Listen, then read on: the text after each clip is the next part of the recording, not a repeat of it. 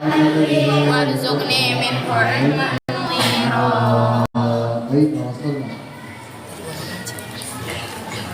أين وصلنا؟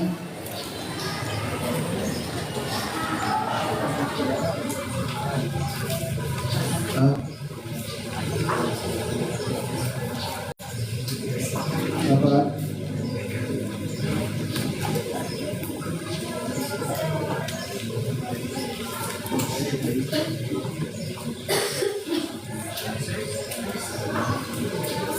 Aina wasalna?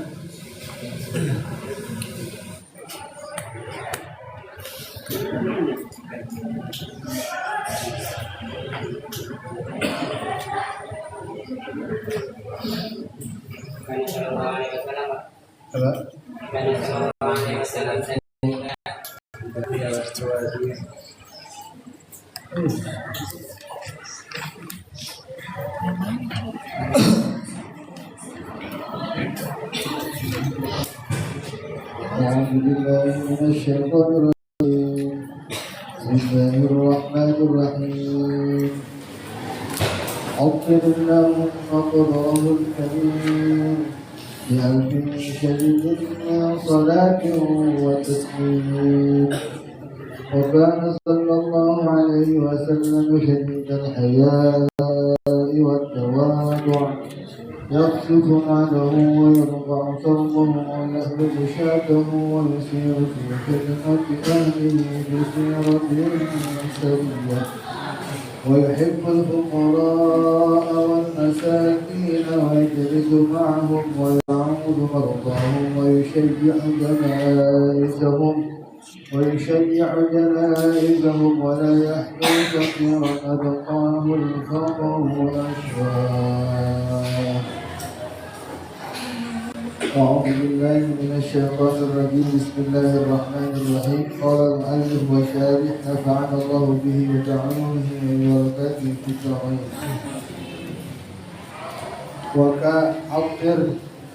Akhir semoga mewangikan Gusti. Akhir semoga mewangikan Gusti. Allahumma ya Allah. Allahumma ya Allah, qabrahu akan kuburnya Kanjeng Nabi. Qabrahu akan kuburnya Kanjeng Nabi. Qabrahu akan kuburnya Kanjeng Nabi. Al-Karima yang mulia. Al-Karima yang mulia. Bi'arfin syadid dengan wangi-wangian yang diibaratkan seperti kayu syad. Min salatin nyatanya dari rahmat Allah. Wa taslimin dan penghormatan Allah. Wa kana dan adalah siapa Kanjeng Nabi. Wa kana dan adalah siapa Kanjeng Nabi sallallahu alaihi wasallam.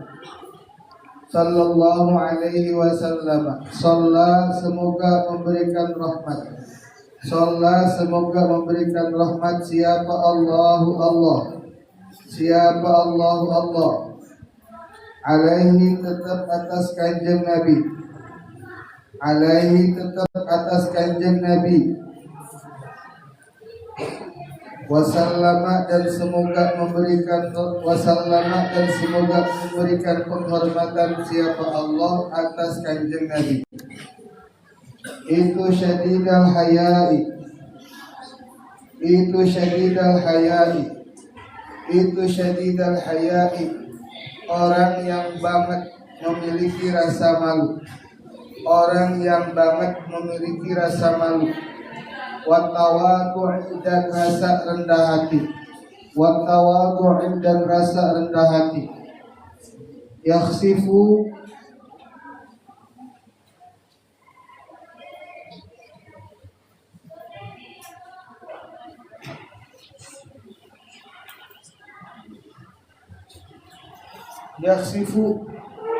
menjahit siapa Kanjeng Nabi.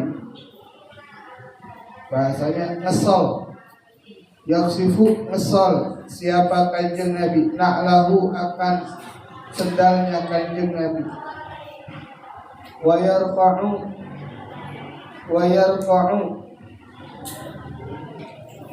yarfa'u dan menjahit siapa kanjeng Nabi, saubahu akan bajunya kanjeng Nabi.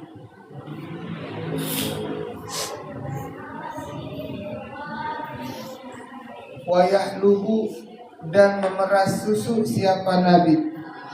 Wa yahlubu dan memeras susu siapa Nabi. Syatahu akan kambingnya kanjeng Nabi. Syatahu akan kambingnya kanjeng Nabi. Wa yasiru dan meringankan siapa kanjeng Nabi. Wa yasiru dan meringankan siapa kanjeng Nabi, atau wa yasiru dan melakukan siapa kanjeng Nabi fi khidmati ahlihi, di dalam melayani keluarganya Nabi, di dalam melayani keluarganya Nabi. Bisiratin sariyatin dengan keadaan yang baik, bisiratin dengan keadaan yang baik. Wa yuhibbu dan mencintai siapa kanjeng Nabi, wa yuhibbu dan mencintai siapa kanjeng Nabi al-fuqara'a, kepada orang-orang fakir, wal masakina dan orang-orang miskin, wal masakina dan orang-orang miskin. Wa yajlisu dan duduk siapa kanjeng Nabi, wa yajlisu dan duduk siapa kanjeng Nabi, wa yajlisu dan duduk siapa kanjeng Nabi, ma'hum beserta fuqara wal masakin, ma'hum beserta fuqara wal masakin, ma'hum beserta mereka, bersama mereka. Wa ya'udu dan menjenguk siapa kanjeng Nabi, wa ya'udu dan menjenguk siapa kanjeng Nabi, mardahum kepada orang yang sakit di antara mereka, kepada orang yang sakit di antara mereka.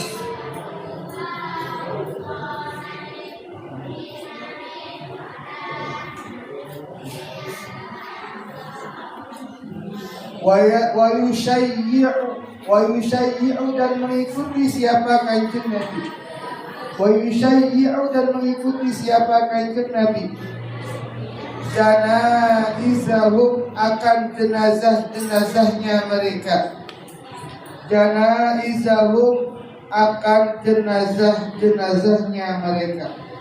Bismillah, alhamdulillah, wassalatu wassalamu ala rasulillah wa ala alihi wa sahbihi wa mawala. La haula wa la quwwata illa billah, amma ba'du. Ayyuhal hudur, usini wa iyyakum bittaqwallah, faqad fazal muttaqun. Anak-anakku sekalian, talabul ilm, para muhibbin Al-Qur'an, para usyaq Al-Qur'an, para muhibbin al-ilm, yang mudah-mudahan selalu dan senantiasa Allah berikan rahmat, maghfirah serta ridha-Nya kepada kita semua.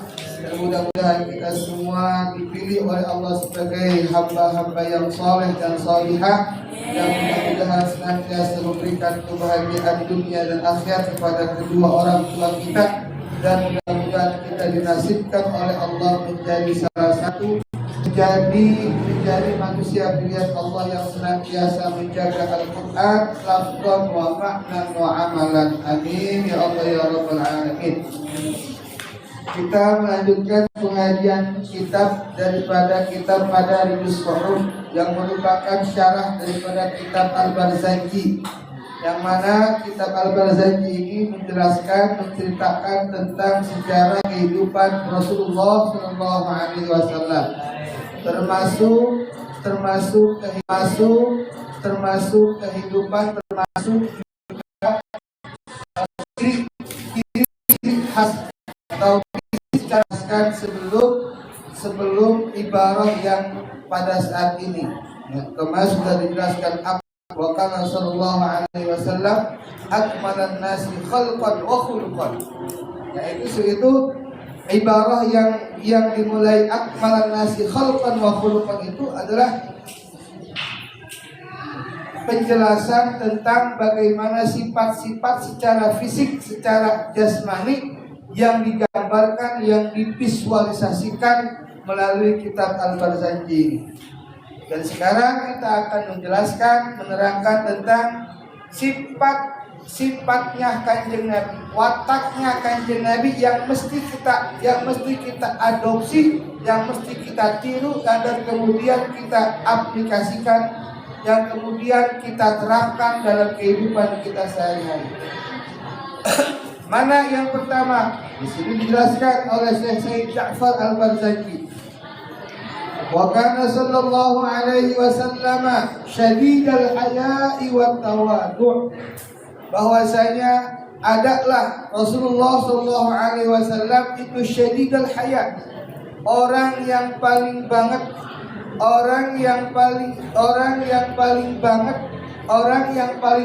memiliki rasa malu. Malu di sini jangan kita salah paham. Oh, dia mah maluan, bukan maluan. Memiliki rasa malu itu dalam arti rasa malu untuk berbuat maksiat, rasa malu untuk melanggar etika, rasa malu untuk mengganggu saudaranya, rasa malu untuk mencelakai, menzolimi orang lain, rasa malu untuk melukai perasaan orang lain. Itu yang digambarkan dengan orang yang banget rasa malu itu, rasa malu dari berbuat maksiat, rasa malu dari ngeganggu jelasin kitab Al-Barzanji, malu bukan seperti itu. Rasa malu itu bukan rasa malu, itu rasa. Kedua, apa sifat yang dimiliki oleh Rasulullah SAW?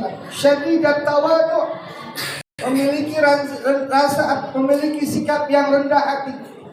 Rendah hati itu bukan rendah diri, ya. Merendahkan hati itu adalah sifat yang sangat terpuji dan dimiliki oleh Rasulullah SAW. Kanjeng Nabi itu tidak memiliki rasa sombong, arogan.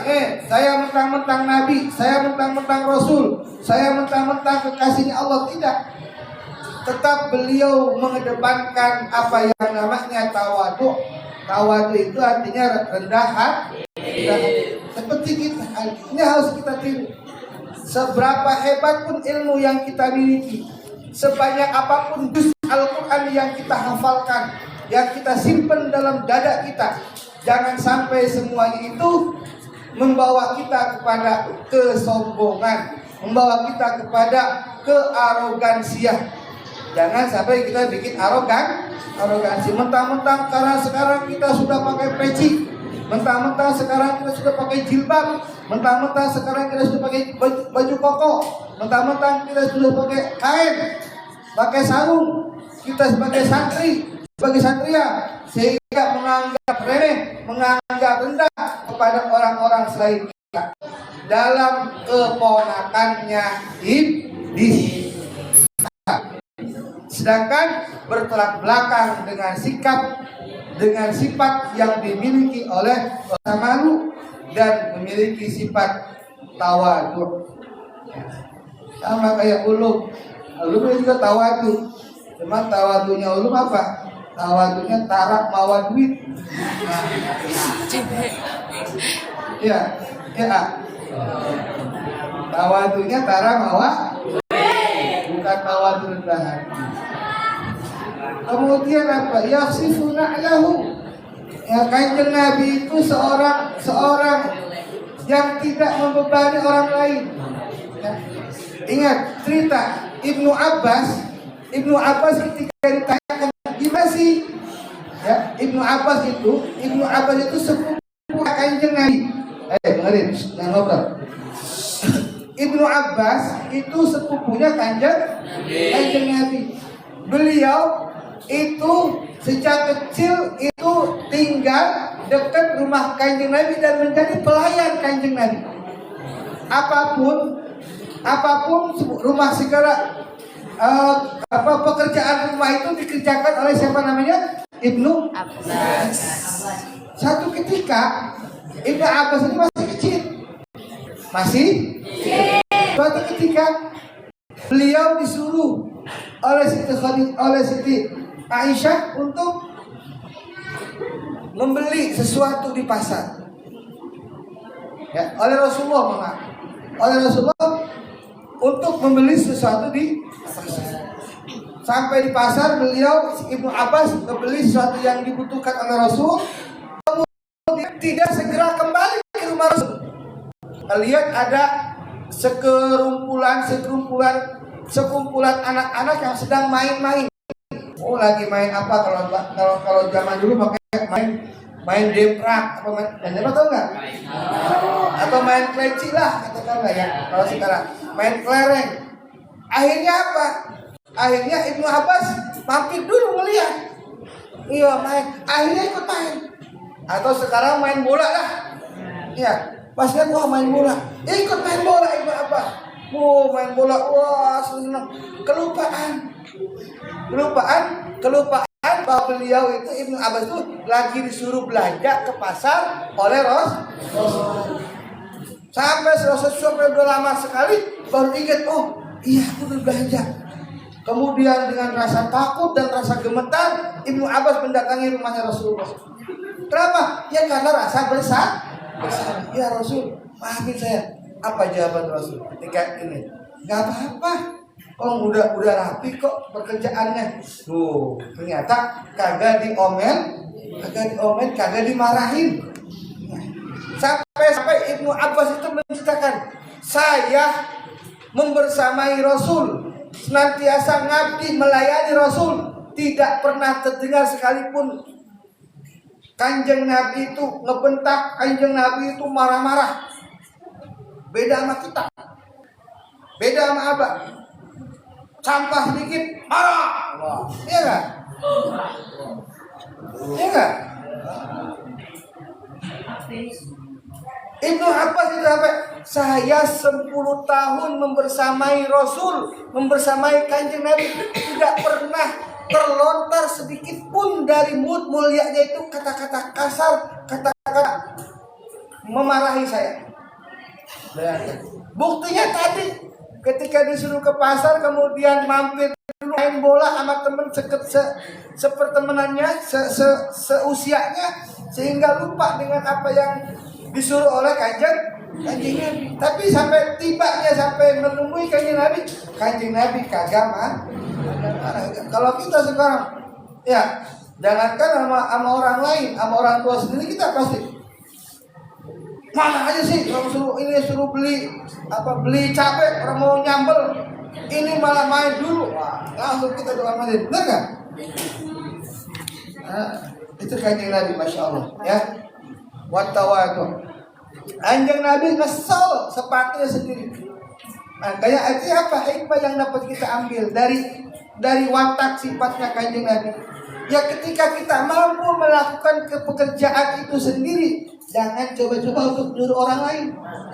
Jangan coba-coba untuk minta tolong orang lain. Kalau memang kita mampu sendiri. Ini yang digambarkan oleh Kanjeng Nabi. Kanjeng Nabi yakhsifu na'lahu, ngesol sepatunya bukan sepatu kayak sekarang zaman kita. Sepatunya itu dari kulit. Ngesol sendiri sepatunya Kanjeng Nabi. Bukan cuma ngesol sendiri, ketika ada bajunya yang robek, yarqa'u saubah, ngejahit bajunya sendiri. Wah, sobek nih, dijahit baju sendiri. Ya. Kalau kita nggak bisa nyuruh teman, kalau kita nggak bisa nyuruh orang tua, kalau kita nggak bisa nyuruh ini nyuruh itu, ya tuh Kanjeng Nabi. Artinya hikmah, value, nilai yang terkandung dalam ini bagaimana ketika kita dihadapkan satu pekerjaan kita, jangan sekali-kali ketika kita mampu untuk melakukan pekerjaan itu, jangan sekali-kali kita menyuruh orang lain. Kerjakan itu sendiri selain kita mampu. Kecuali kalau nggak mampu, misalnya gotong embernya berat, misalnya tolong teman bantu kita bareng-bareng gotong, itu baru. Tapi kalau pekerjaan itu yang sifatnya kita mampu, yang sifatnya pribadi kita, untuk diri kita, Jangan sekali-kali kita menyusahkan orang lain, menyusahkan teman kita. Kerjakan itu kita dengan kita kerjaan sendiri. Wa yahlubu syatan, merah susunya sendiri kayak gitu. Wa yasiru fi khidmati ahli bi siratin sariyah, dan Kanjeng Nabi senantiasa melayani kebutuhan keluarganya itu bisiratin sariyah, dengan keadaan, dengan tingkah yang baik. Semuanya dilayani. Enggak misalnya kita aduk pagi-pagi kudu ada kopi, kudu ada teh, kudu ada susu, kudu ada uduk, kudu ada apa segala macam. Ya. Sendiri. Kalau emang nggak ada teh, jadi minum. Kalau nggak ada teh, ya udah. Pengen ngeteh, kerjain sendiri. Wa yasiru fi khidmati alihi bi siratin sariyah. Kemudian apalagi ini yang urutan. Wa yuhibbul fuqara'a wal masakin. Kanjeng Nabi senantiasa mencintai orang-orang fakir dan orang-orang miskin. Sampai beliau berdoa, ya. Beliau berkata, Allahumma ahyini miskinan. Allah, ya Allah, hidupkan saya dalam keadaan miskin. Wahsyurni miskinan, wa yuhibbuni miskinan. Dan apa? Hinggapkanlah kepada diriku untuk bisa mencintai orang-orang miskin, dan kumpulkan aku kelak dengan orang-orang miskin. Ya, itulah artinya apa? Ini tingkat kepedulian buat kita, bahwa yang ditanamkan, sikap yang dimiliki oleh Rasulullah SAW itu adalah kepedulian kepada orang-orang fakir miskin. Wah, jadi enggak segah. Wah, dia mau orang miskin, enggak mau duduk sama dia. Enggak. Wah, jadi ma'ahum, duduk bareng, semajlis dengan mereka, dengan orang-orang du'afa, dengan orang-orang lemah, dengan orang-orang fakir, dengan orang-orang miskin. Wa ya'udu marrahum. Ya, ketika bahwa pemihakan bahwa pemihakan Rasulullah kepada fakir miskin itu bukan dibuktikan dengan apa? Wa ya'udu marrahum. Ketika Kanjeng Nabi mengetahui ada salah satu dari orang fakir miskin tersebut sakit, beliau segera untuk menjenguknya. Wa ya'udu marrahum. Senantiasa menjenguk ketika mereka dalam keadaan sakit. Wa yushayyi'u, bukan cuma itu ditunjukinnya apa? Wa yushayyi'u janaizahum, juga mengikuti, ya. Karena kesunahan itu mengikuti jenazah. Ketika mau mau dikubur ke liang lahat, ya, mau dikuburkan jenazah tersebut, disunahkan kita mengikuti. Dan itu dipraktekkan. Siapapun jenazahnya yang meninggal itu enggak dari kalangan kibar sahabat, enggak dari pembesar sahabat yang senantiasa mengiringi Kanjeng Nabi, enggak. Ketika ada orang yang sahabat pulan yang memang dia itu miskin, dia itu fakir, meninggal, beliau senantiasa menjenguk dan mengiringi jenazahnya. Masya Allah. Jadi enggak melihat latar belakang, enggak melihat kelas. Wa yushayyi'u janaizahum. Wa yushayyi'u janaizahum. Wala yakiru fakiran belum ya? Sudah, wala yakiru. Nah ini walhasil ini ibarah ini menjelaskan tentang sikap, sifat dan watak daripada Rasulullah yang harus kita praktekkan sedikit demi sedikit, yang harus kita tatbikkan demi sedikit. Ya, dari yang pertama sifat rasa malu, maksudnya rasa malu untuk berbuat maksiat, rasa malu untuk ngeganggu teman, rasa malu untuk menzalimi teman, rasa malu untuk membuli teman. Itu semuanya kita buktikan bahwa kita sebagai umatnya Rasulullah SAW harus mengikuti apa yang menjadi watak apa yang menjadi sifatnya Kanjeng Nabi. Enggak semampu semuanya, sedikit-sedikit, step by step. Ya, tawadu, jangan ada rasa sombong dalam diri kita. Jangan ada rasa sombong dalam diri kita. Hilangkan rasa sombong dari diri kita. Ya. Hilangkan sifat sombong dalam diri kita. Apapun ini buat bekal buat kita. Ketika kita sudah hafal Quran, ketika kita memiliki disiplin ilmu yang banyak, berbagai macam ilmu, disiplin ilmu kita kuasai, jangan kesemuanya itu membuat kita menjadi sombong. Ingat pesan Abah, cerita Abah dulu, ya. Abah pernah cerita dua kasus, yang satu menghormati guru, yang satu menghinakan guru, merendahkan. Kata apa yang didapatnya? Berbeda kan? Orang yang memuliakan gurunya ternyata sampai sekarang namanya dikenang, namanya senantiasa diingat. Ente kalau nggak mau ngaji pulang ke kobong. Kalau nggak mau ngaji pulang aja ke kobong, nggak usah ngaji. Abang nggak senang kalau misalnya bercanda, lempar penci kayak gitu. Kalau nggak mau ngaji silakan, nggak dipaksa malu. Ngaji silakan, ngaji buat ente, nggak ngaji juga buat ente juga. Tapi kalau ngaji di sini nggak bercanda, itu bermasalah buat abang. Nggak serius namanya. Silakan, ente keluar. Silakan ke kobong. Kalau mau ngaji di sini serius, dengerin. Kenapa? Ini kita lagi ngaji tentang sejarah Kanjeng. Kalau itu nggak ngaji, kalau ini silakan. Nggak bakal ditajir, nggak bakal apa, silakan. Ente punya pilihan masing-masing. Tapi kalau di sini bercanda, bermasalah dengan apa? Silakan. Abang nggak usah dihargai. Hargainya ini. Hargainya ini kitab. Oke? Kitab ini sedang membahas tentang sejarah Kanjeng. Abang nggak usah dihargai. Hargai ini.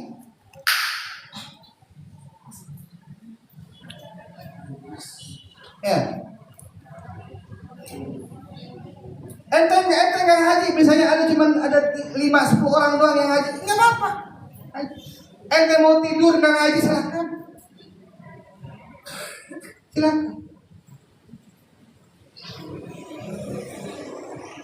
Lempar-lemparan sombong segala macam kayak gitu, pada ngobrol segala gitu. Apa asarnya dengan ngaji? Cuma ngaji doang begitu, nggak mau apa? Cuma asal hadir doang gitu, asal hadir ngaji, nongkrong kelihatan matanya, kelihatan mukanya, kelihatan kudungannya, kelihatan mukanya, kelihatan songkoknya. Udah begitu seperti itu, enggak. Ngaji itu harus membuahkan hasil, harus ada asarnya, harus berubah. Bukan cuma kita duduk, baca, pegang kitab. Semuanya sama kayak gitu. Orang lain di luar juga sama begitu. Sekolah juga begitu sama. Tapi tidak ada asarnya. Dan yang abang pengen adalah bagaimana dengan ngaji kita ini membuahkan asar, menghasilkan bekas, berubah, sehingga mencontoh nih sikap-sikap yang dijelaskan dalam kitab ini. Bukan cuma asal ngaji doang, bukan cuma asal doang. Ya, jadi abang membebaskan kalian. Kalau mau ngaji silakan, di sini serius. Dengarkan apa yang disampaikan dalam kitab ini, ya, kemudian dipraktekkan dalam kehidupan kita sehari-hari. Abang nggak butuh kalian cuma ngaji doang di sini. Abang nggak butuh kalian banyak begini ngaji, nggak butuh. Kenapa? Ngaji ini buat ente, manfaat buat ente. Nggak ngaji juga, maldot juga buat ente. Bukan. Ilmu yang didapatkan dari kitab ini juga buat ente, bukan buat aku. Abah hanya berupaya menjelaskan bagaimana merubah sikap kita sebagai santri yang tadinya kurang baik menjadi baik. Bagaimana menghantarkan kita sebagai santri yang tadinya baik menjadi lebih baik. Ya, paham? Besok ngaji silakan. Yang ngaji nggak apa-apa. Oke? Paham? Ya. Abah nggak butuh misalnya ente nongkrong sini penting ngaji karena sekarang mah abah yang ngajarnya karena abah udah pulang, udah baik lagi, udah ngaji lagi di sini. Enggak. Yang dibutuhkan adalah outputnya, hasilnya dari ngaji kita. Ngapain kita ngaji lama-lama begini kalau nggak ada output, nggak ada hasil? Apa hasilnya? Perubahan dalam diri kita. Perubahan untuk menjadi yang lebih baik.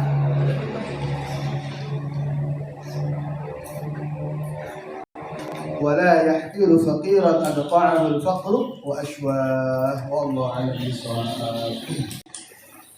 Al-Fatihah. Bismillahirrahmanirrahim.